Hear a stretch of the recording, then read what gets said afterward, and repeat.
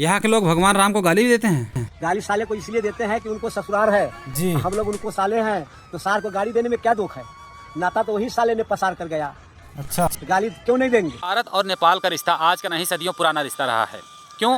क्योंकि सभी जानते हैं कि भगवान श्री रामचंद्र जी का विवाह नेपाल के जनकपुर में हुआ था माता सीता जी से, और इसी वजह से आज भी नेपाल के लोग जो होते हैं वह भगवान श्री राम को गाली देते हैं।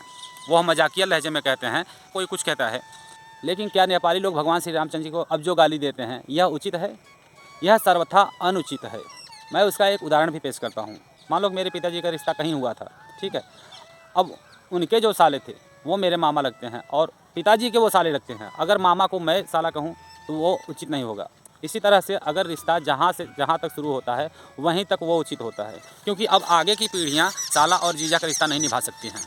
यह सभी जानते हैं। एक तो यहाँ पे यह अनुचित हो जाता है।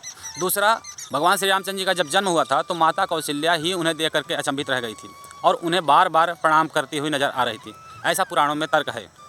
माता कौशल्या ने भी उन्हें प्रणाम किया। राजा दशरथ जी को जब यह बात ज्ञात हुआ कि उनके घर कोई साधारण बालक नहीं भगवान श्रीमन नारायण प्रकट हुए हैं, तो राजा दशरथ ने भी उन्हें प्रणाम किया। उसके बाद में भगवान श्री रामचंद्र जी की माया ने उन्हें आच्छादित करके उन्हें मोहित कर दिया और उन्हें पुत्र रूप में भगवान श्री रामचंद्र जी दिखाई देने लगे।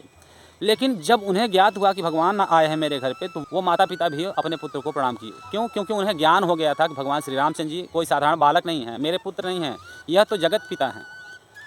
ऐसे ही भगवान श्री कृष्ण जब प्रकट हुए थे तो देवकी और वसुदेव उन्हें प्रणाम किए थे। क्यों? क्योंकि उस समय उन्हें ज्ञात हो गया था कि भगवान श्रीमन नारायण साक्षात आ गए हैं मेरे घर में। तो सब मिलाकर की बात यह है कि अगर हम देखते हैं कि हम सांसारिक हिसाब से रीति रिवाज से देखते हैं तो सारे पद सारे रिश्ते सब कुछ बना करते हैं। लेकिन जब हमें यह ज्ञात हो जाए हमारे घर में या हमारे गांव में या हमारे लिए भगवान स्वयं जन्म लिए हुए हैं, तो उनसे हम जीजा साले का रिश्ता नहीं रख सकते, क्योंकि उनके माता पिता ने ही उन्हें पुत्र के रूप में नहीं भगवान के रूप में प्रणाम किया है। क्यों? क्योंकि उन्हें ज्ञान हो गया था कि ये भगवान श्रीमन नारायण हैं।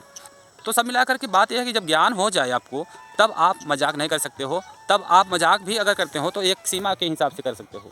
उन्हें साला नहीं कह सकते हो, उन्हें गाली नहीं दे सकते हो, क्योंकि वो प्रभु हैं और आप सभी जान चुके हैं उन्हें।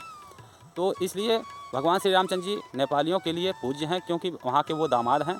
और भारत और नेपाल का बहुत पुराना अनुबंध रहा है। आज भारत और नेपाल का रिश्ता और गहरा हो गया है जब से राम मंदिर अयोध्या का निर्माण हो रहा है और वहाँ से शालिग्राम पत्थर लाया गया नेपाल से भगवान श्री राम की मूर्ति के लिए, तो और भी गहरा रिश्ता हो गया है। और हमारे बाबा बागेश्वर आचार्य धीरेन्द्र शास्त्री जी के जो गुरुदेव महाराज हैं, जगत गुरु राम भद्राचार्य जी महाराज, वो नेपाल से उनका पुराना अनुबंध रहा है। क्यों? क्योंकि वो भगवान श्री रामचंद्र जी के कुल गुरु वशिष्ठ के वंशज हैं। और इसीलिए जगत गुरु राम भद्राचार्य जी महाराज का इसी प्रकार से आवभगत होता है नेपाल में। आज भी उन्हें समधी कह के गालियाँ देती हैं वहाँ की औरतें।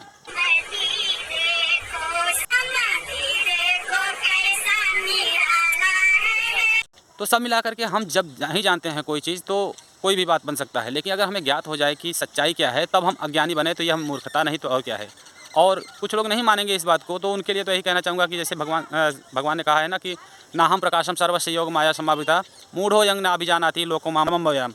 मतलब है कि मूर्खों और अल्पज्ञों के लिए तो मैं अपने अंतरंगा शक्ति द्वारा आच्छादित रहता हूँ, अतः वो ये नहीं जानते कि मैं ही अजन्मा और अविनाशी हूँ।